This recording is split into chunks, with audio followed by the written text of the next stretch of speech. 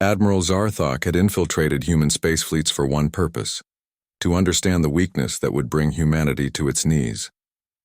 For 6 months he had worn the synthetic skin of Commander Aldrich Venn, a decorated officer transferred from the outer colonies. His people, the Krell Dominion, had studied humans for decades. Their aggression, their illogical emotional responses, their stubborn refusal to acknowledge superior civilizations. The invasion would begin within the year, and Zarthok's intelligence would ensure its success. The USS Odyssey hummed with the quiet efficiency of a well-run vessel as Zarthok made his rounds through the lower decks. He had learned to mimic human mannerisms perfectly: the casual nod, the forced smile, the unnecessary small talk. But tonight, something pulled him toward the mess hall during off hours, a sound that didn't belong to the usual mechanical symphony of the ship. Someone was crying. Zarthok's first instinct was to ignore it. Emotional displays were private matters among humans, weren't they? But his mission required comprehensive data. He needed to understand every facet of human behavior, even their moments of weakness, perhaps especially those. He found her in the far corner of the dimmed mess hall, hunched over a table with her face buried in her arms. Cadet Grace Chen, according to the name tape on her uniform, fresh from the academy, barely 20 standard years old. Her shoulders shook with silent sobs. "Cadet," Zarthok said, his synthesized voice carrying the appropriate tone of concern. "Are you injured?" Grace's head snapped up, her face blotchy and wet. She scrambled to attention, nearly knocking over a cold cup of coffee. "Sir, I'm sorry, sir, I didn't. I'll return to quarters immediately." "At ease," Zarthok interrupted, studying her with the detached interest of a xenobiologist examining a specimen. "Sit, that's an order." She sat, but her body remained rigid, humiliation radiating from every pore. Humans and their shame, Zarthok noted. They cried, then felt embarrassed about crying. "Inefficient, what's wrong?" he asked, taking a seat across from her. The question felt mechanical in his mouth, but Grace didn't seem to notice. "It's nothing, sir, just having a hard time adjusting." She wiped her eyes with her sleeve. "I shouldn't be bothering a commander with this." "You're not bothering me, talk." Grace hesitated, then the words tumbled out.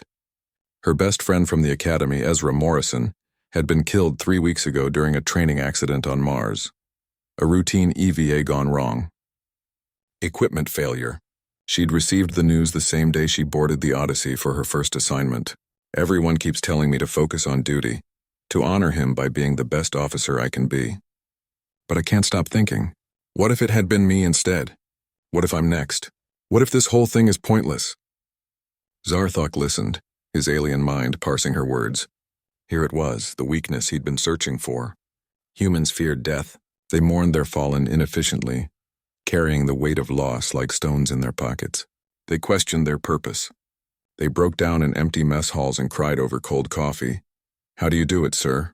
Grace asked suddenly, her red-rimmed eyes meeting his. "How do you keep going after losing people?" The question struck something unexpected in Zarthok's carefully constructed facade. In 6 months of infiltration, no one had asked him something so direct, so raw. "You want the truth?" he heard himself say. Grace nodded. Zarthok thought of his own losses.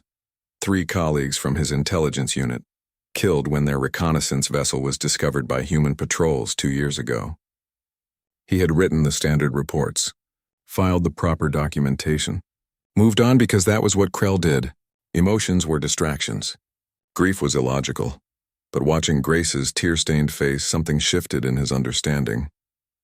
"You don't," he said quietly. "You don't keep going the same way. Every loss changes you. Your friend Ezra, he's part of you now. Part of how you make decisions, how you treat your crew, how you understand what's worth fighting for." Grace's breath caught. "But it hurts so much."